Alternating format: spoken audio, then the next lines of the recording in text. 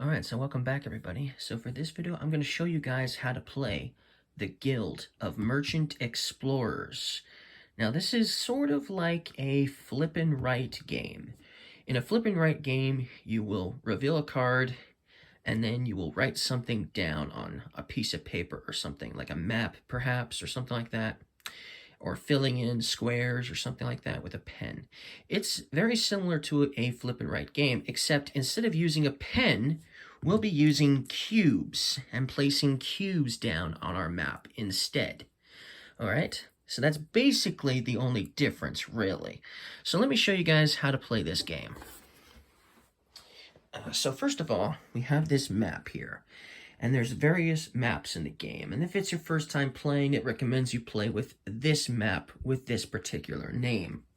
Now we're going to be placing down cubes on this giant map here on our turn. And so what we'll do is we will reveal cards from here, from the Explore cards. And it will be one of these 5 or one of these cards here. If it's one of these 5, then we will put down, for instance, cubes on a certain spot. For instance, if this card shows up with the mountain, you get to put a cube on a mountain. If this card shows up, it means you get to put 2 cubes onto 2 desert spaces. And the cool thing is, you don't have to place them next to each other. They just have to be adjacent to another cube.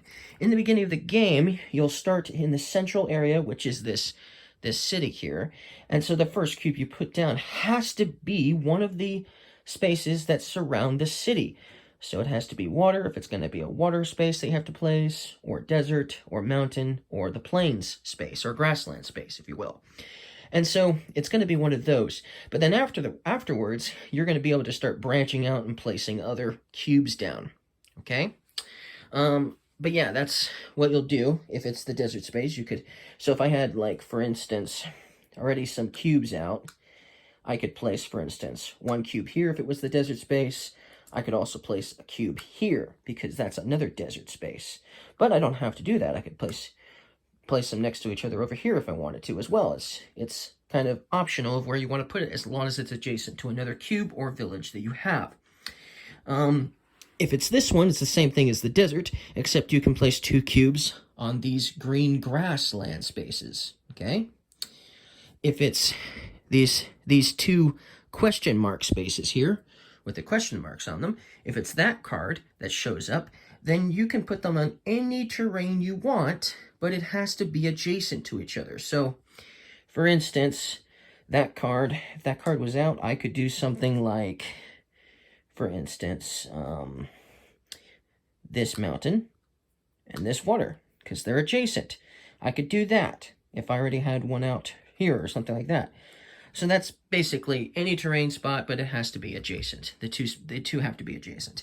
And then this one is 3 water, but they have to be in a straight line.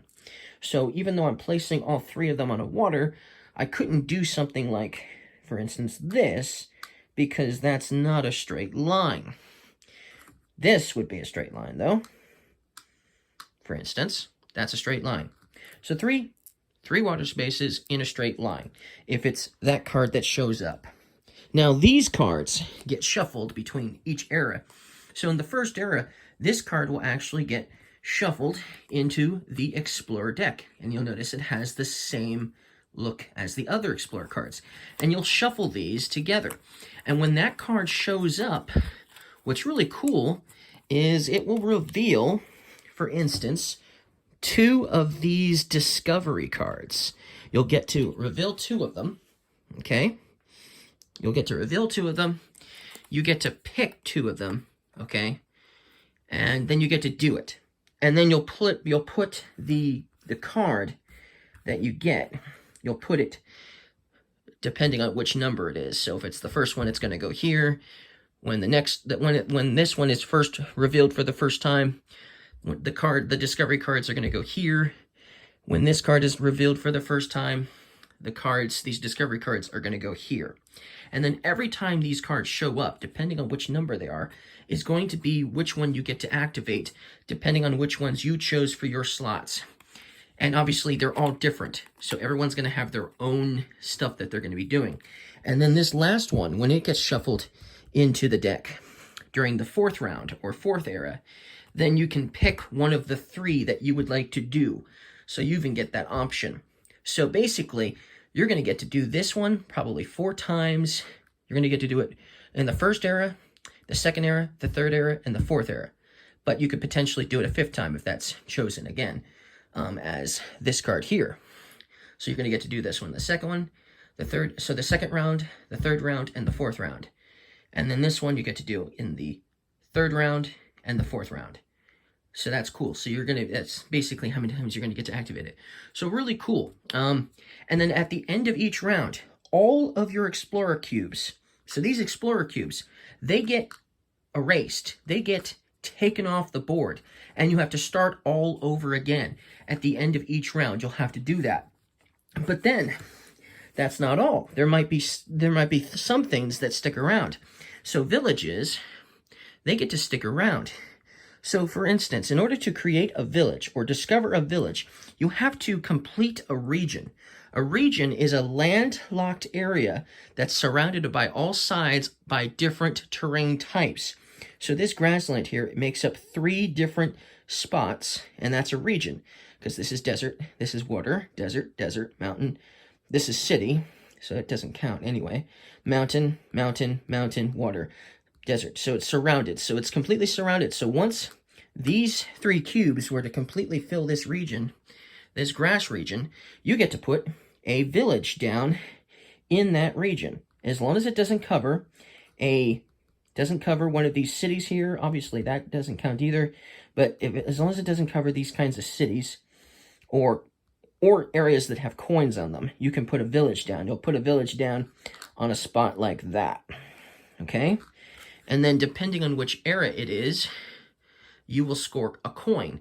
If it's the 1st era, every time you place out a village, you score a coin. Every time you place out a village in the 2nd area, you get 2 coins. Or 3rd round, you get 3 coins. 4th round or 4th era, you get 4 coins when you place out a village every time. So you obviously will want to place out villages more often, maybe even towards the end of the game, so you get more coins. But there's other reasons why you want to have villages. So normally, at the beginning of the round, if this was the 2nd round, I would have to start over from the middle again and branch out and try to get to the stuff that's further out. But if I had villages down, so if I was able to fill in an area completely, like let's say these 3 desert spaces were completed in the 1st round and I was able to put a village there, then I could either start placing out cubes here or surrounding this village here. So placing out villages make it so that way you can like go to different areas and get to areas that you're having a harder time reaching as well. So that's why you want to do villages even in the 1st round if you can, because of that. So that's what villages do. Besides earn you points, they help you get around the board. So that's basically what that does. There are other areas, of course, that will score you points. Now, in this game, money is our victory points. So you want to score the most coins you can get. You'll get coins when you complete a region and put down a village. You'll get coins that way. If you put a cube, an Explorer cube, on a spot that has a coin, you get a coin. There's some of them that have 2 coins, for instance. If you put an Explorer cube down here, for instance, covering that up, you would get 2 coins. And that means later on in the game, if you go here again, because everything gets erased, you get those coins again. So you can get them back, even though you're covering areas you've already covered before. Another thing you can do is you can also put cubes down on ruins. This is like a shipwreck. This is also a shipwreck ruin. This is a shipwreck ruin. There's a lot of different ruins out. This is a different type of ruin. This is a different type of ruin here and here. But if you cover a ruin, what you'll do first is you'll get to draw a treasure card. A treasure card could be just about anything. Maybe giving you extra points at the end of the game. They could also just give you points right now. And some of them will even let you place out an additional cube when you get them. But when you do acquire a spot that is a shipwreck and you cover it, you'll have to put down a treasure chest token to indicate that you can never, ever come here again to get another treasure. And these will stay on the board year after year, era after era, if you will. So that's one way to remember that villages, these treasure tokens will stick around, and trading posts will also stick around. Now, I haven't explained trading posts. When you connect a line of either explorers or villages, etc. So, for instance, if this was the equation, I had a village here, I had 2 explorer tokens, I had another 2 over here somehow, and then I got to place down another cube here. This is connecting these 2 cities by a nice line. I then get to multiply the 2 numbers. So there's a 2 on this one, and there's a 3 on this one. So I would score 6 points, because we're not doing addition, we're doing multiplication. So then I would get 6 coins, which is awesome. But then I would have to cover one of these locations up with a token, with a trading post token based on the terrain type. So I have to choose one. I don't do both. I just do one. So let's say I wanted to cover, for instance, this one here. Now, if I do that, if I cover that up, this location up, I can never use it again to score points for connecting cities together.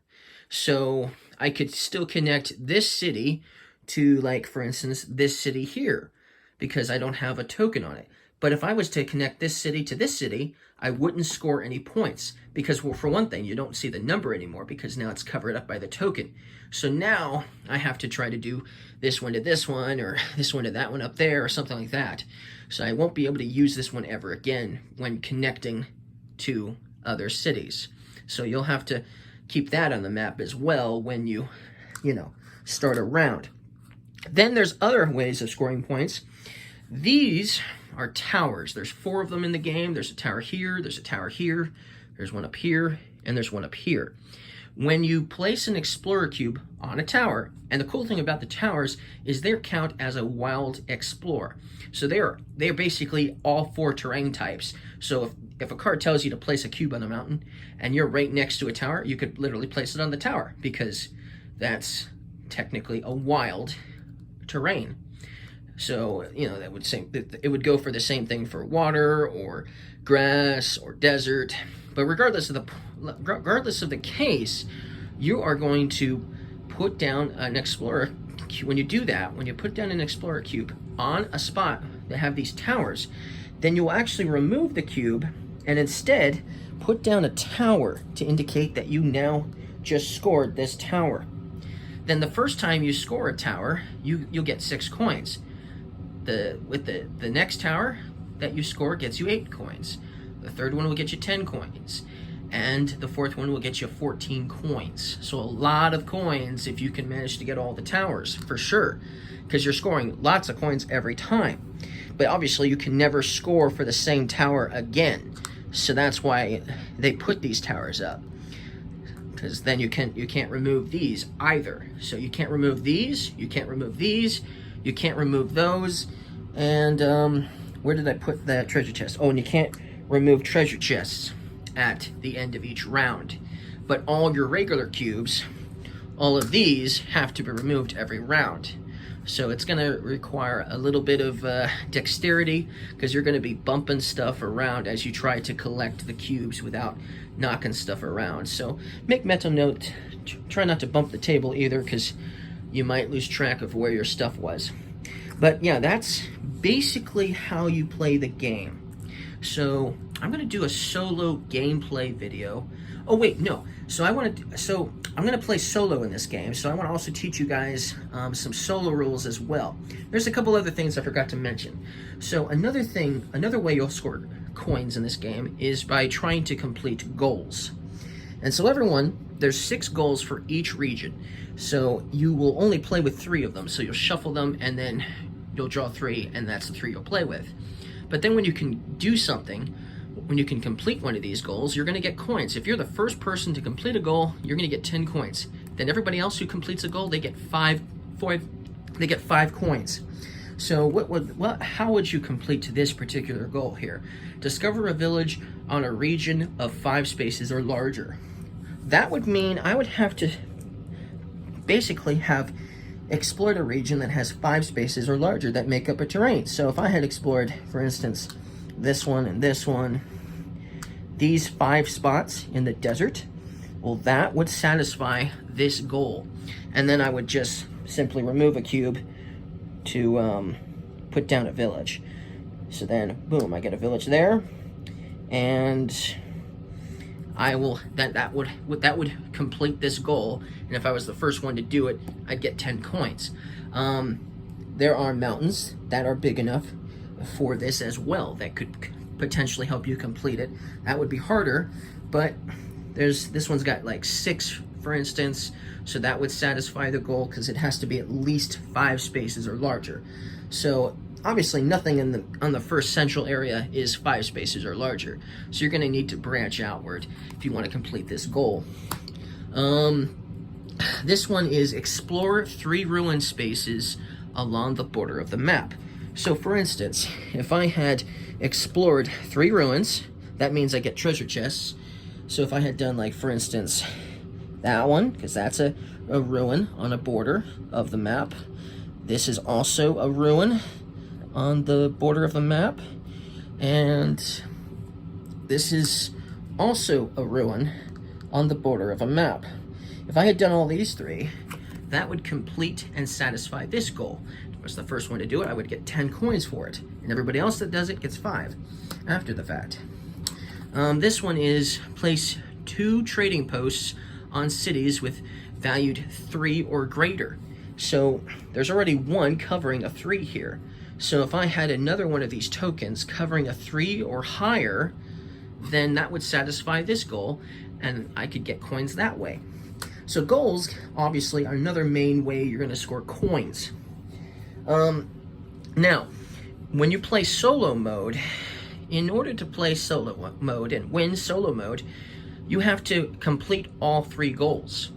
So all 3 of these goals have to be completed in order for you to win, okay? All 3. But not only that, but you have to score at least 90 points worth of coins, okay? 90 points worth of coins you're going to need to score as well just to complete the easy mode of the solo variant for this game. So that's a lot. And when you start adding these cards into the group, so this, you don't have to worry about it for the first round, but in the second round, this card would also get added to the rest of the Explorer cards. And when this one is revealed for the first time, you will put this token on the first goal, on the first space of the first goal. That means if I complete this goal later down the road and this one's covered, I don't get 10 coins. I only get 5 coins, okay? I still have to complete it. But then during the third round, when this card here is revealed, when this Explorer card is revealed, when it's added to the deck and it's revealed by, obviously, drawing cards, then you'll put this token covering that one up and this token covering that one up. So not only do I get no coins, but I still have to complete this. So if I didn't complete this yet, and there's already 2 tokens, I get no coins at all, but I still have to complete it nonetheless. And now this one covers up the 10, so that makes it even harder. I get less coins for completing these goals, which makes it even harder to win by scoring the 90 coins that I need. So you want to try to complete these goals first and foremost, especially the first one, whatever it may be, for sure. And then during the last round, when this card is revealed for the first time, you'll cover this one up and this one up with those corresponding tokens. So that means that whenever that one is revealed, there's only one way you can score coins with the goals, and that's only if you haven't completed this one yet. But still, then the game is over at the end of the 4th round anyway. So that should be everything you need to know in order to play the game, I think. So I think what I'll do is a solo gameplay of this video in a separate video. And that way you can kind of see the flow of game as I play it. I'm not probably going to play the full solo game, but I'll probably do the first round or 2 just to kind of show you how things go. Okay? I'll see you guys in the next video. Don't forget to leave me a like if you guys liked this how to play video.